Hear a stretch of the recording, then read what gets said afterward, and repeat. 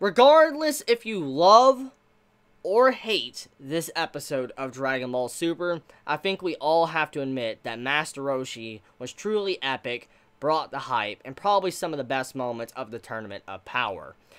Every time Roshi was in an episode, I have truly enjoyed the episode. I've had a lot of fun with it, and seeing how Toei Animation has used Roshi as a character throughout the Tournament of Power definitely made me respect their choice, their decision on using him. I have loved Roshi since he became like a certain focus in the recent episodes and what he's been doing.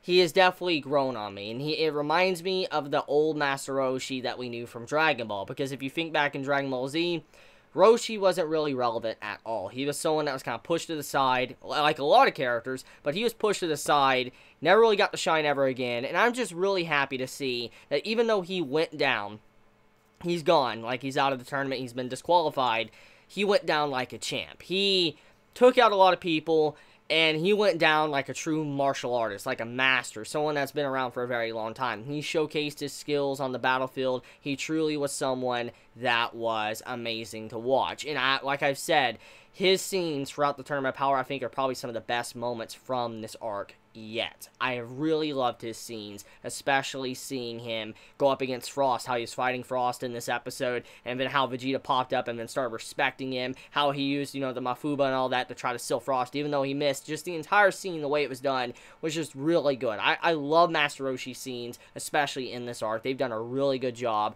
and I just want to compliment that. I just want to compliment Toei Animation for using Roshi's character really well in this arc. So with that being said, though, Roshi, he's out.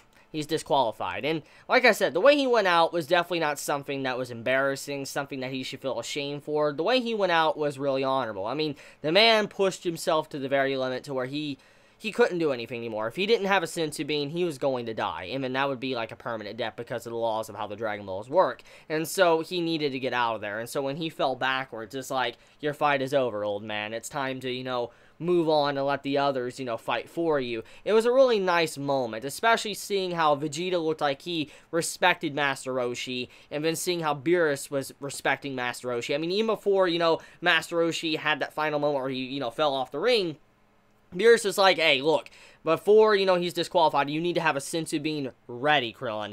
Get it ready. Because when that old man comes here, he's going to need her. He's going to die. And I like how Beerus was showing actual legit concern for Master Roshi, which is just truly spectacular to watch. It just shows that Master Roshi has truly impressed a lot of people, and has definitely impressed Beerus, has impressed, Vegeta, and I mean, he's just done things that many of us thought was not even possible when we were watching Dragon Ball Z. So just good stuff overall. Made this episode really enjoyable. I'm going to miss Master Roshi, honestly, when it comes to Tournament of Power, because he has been so much fun just to watch him fight and all that, and just relive what I remember watching when I was watching Dragon Ball for the first time. So anyways, with that being said, though, Frost finally has an episode focused on him, and it's very funny when you think about it, because Frost has an episode this week. Next week, Frieza's gonna have his episode, and I've already kind of discussed that and all that with, the video I made, like, yesterday, and basically, Frieza's finally getting in the spotlight, gonna have his own episode, and you can see from the preview for next episode, Gohan is going to be fighting against Frieza, so Frieza's initiating some form of betrayal against Universe 7. Now, I'll get into that in a moment, I'll talk about that, but for now, though, let's talk about what Frost did in this episode. So, Frost, as we know, He's pretty strong. I mean, he's not as strong as Frieza. He's not as strong as Goku and Vegeta. I mean, he is definitely nowhere near their level.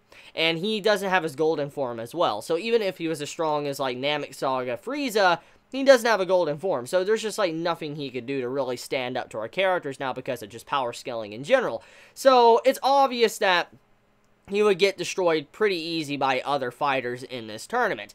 Now, Roshi never really had a chance against Frost. I mean, at the end of the day, Roshi is very skilled, he knows a lot, and that was why he was able to last as long as he did.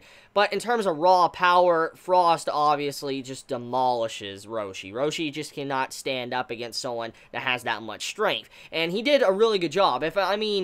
He held out really well, and it was impressive what he did. But we gotta remember, though, Frost even stated he was holding back constantly in that fight because one wrong move, Roshi would accidentally get killed, and then he would be disqualified, and then, he wouldn't be able to get what he wants. So it's obvious that Frost was holding back, but he was messing with Roshi and tormenting him and all that, which led to his overall downfall in the first place. I mean, if Frost would have gotten rid of Roshi like that, he would have gotten him out sooner, and then he wouldn't have had to lose another teammate thanks to him playing around with Roshi. So overall, I feel like Frost made a big error, but still, just his strength, it's not at the level of Frieza, but it's not something that you can kind of say wasn't stronger than Roshi.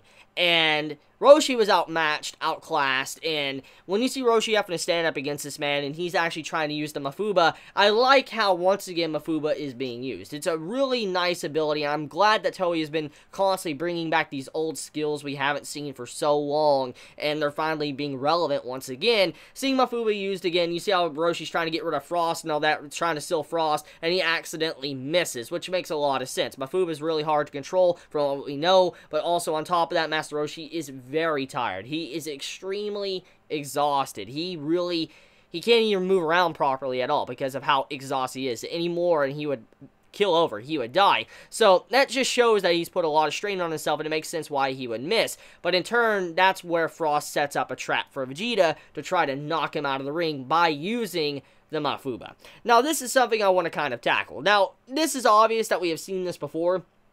We have seen a character in Dragon Ball, actually use, like, the reverse Mafuba technique to be able to send it back or use it on someone else. We have seen this before. It's not something that just appeared out of midair in this episode. It was already previously established in Dragon Ball. The thing is, though, I have a problem with is just how easy Frost was able to get this ability or learn how to reverse the Mafuba and use it against someone else. I just personally don't like how easy that was because this has been done before, but I'll let it slide just because of, it's not that big of a problem in the grand scheme of things, but it was something that slightly annoyed me while I was watching this episode. Anyways, though, let's talk about the entire situation with what happened with Vegeta. So Vegeta comes in, Frost actually tries to bait Vegeta over and use the Mafuba against him. Vegeta does get sealed, and honestly, I thought Vegeta was about to get, wrecked. Like, he was about to get knocked out of the ring, and I was going to be really upset. Like, I was ready to come into this video just being very angry, because look, I understand that at the end of the day, Goku's the main character, he's supposed to be stronger. I'm fine with that. I'm fine with that. I have no problem with that. I'm tired of Vegeta always getting the bad end of the stick. Like, for instance, I don't like how he fights a very tough opponent that's been hyped up, and then he gets beat and wrecked, and then Goku comes in and fights the person to win, just to show that he's stronger than Vegeta. I just don't like that. I just don't like when, Dragon Ball Z or whatever, or, Dragon Ball Z is when Vegeta was introduced, but, Dragon Ball Z and then Super does that. I'm not a big fan of how Vegeta's just there to build up Goku for his fight. Like, oh crap, Vegeta lost this dude, that means that Goku's gonna struggle. I just don't like how they do that, and so I was really upset, like, oh no, don't tell me Vegeta's getting knocked out like this, like he's about to get disqualified through the Mafuba. I'm like, oh no, don't do this, and then Master Roshi saved the day, which I was like, A1 plays, quality plays from Master Roshi, and what he did for Vegeta to break him out, that was some skill, that was legit skill, so that made me like Master Roshi even more because of that scene. So he saved Vegeta, managed to knock off one of the, Universe 6, and Frost technically got away. I mean, both sides lost a person, but still, just Vegeta was saved, which, in the grand scheme of things, matters a whole lot more than Roshi. I mean, I like Roshi. Like I said, I've loved his scenes, but Vegeta is a lot stronger. He can do a lot more on the battlefield, and at the same time, it seems like he has used less energy, so he can do a lot more than Roshi can at the moment. So Roshi backing out, it's, a fine loss. It was like an honored loss. The man backed out, and he needed to because he was going to die if he stayed any longer. So just good stuff overall when it came to that. So let's talk about the next episode. So for the next episode preview, we see Gohan up against Frieza and Frost. Now, we do know that Frieza and Frost have made their own little, pact together, where they're working together and they're wanting to do their own evil scheme. But here's the thing. At the end of the day, I believe that Frieza is going to betray Universe 7, going to go against them and try to get rid of him and all that. I see it.